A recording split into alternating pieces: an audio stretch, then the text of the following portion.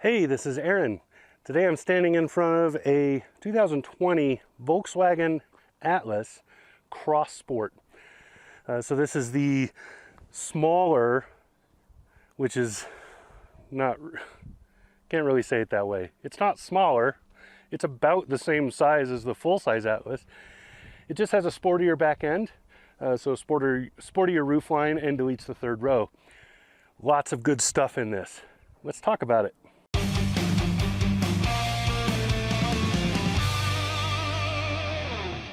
So, like the Atlas, the regular three-row Atlas, this two-row version has a huge interior. It's very wide. This is originally, remember, made to be a three-row, so it still retains that footprint. It's very wide, hugely spacious inside, very accommodating. The back row, the third or the second row, you can get 3 kids across, no problems. You can get 3 adults across pretty easily, and there'll be very little cramping in there. Very nicely done. So looking at it from profile, you can see that back end drops down a little bit. So you can see how they kind of cut it off, made it more of a coupe style. That's what makes this different from the big Atlas. Cargo area, again, huge, even though the back end looks smaller.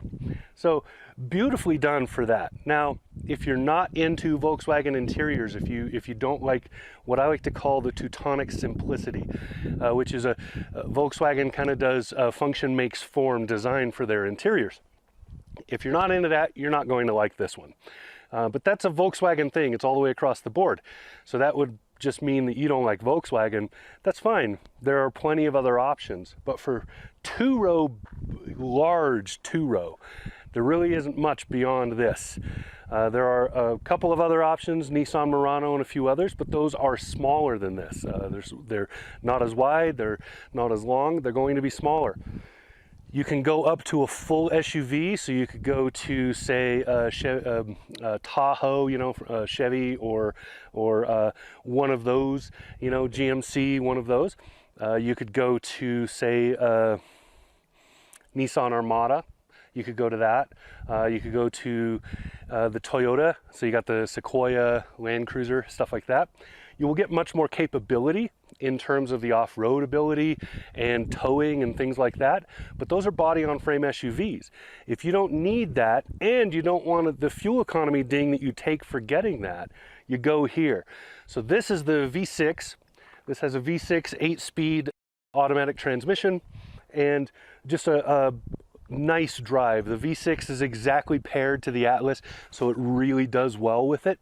So the Atlas gets pretty okay fuel economy, 22 miles a gallon on the highway, and you will get that easily. I was easily able to replicate that with my highway tests.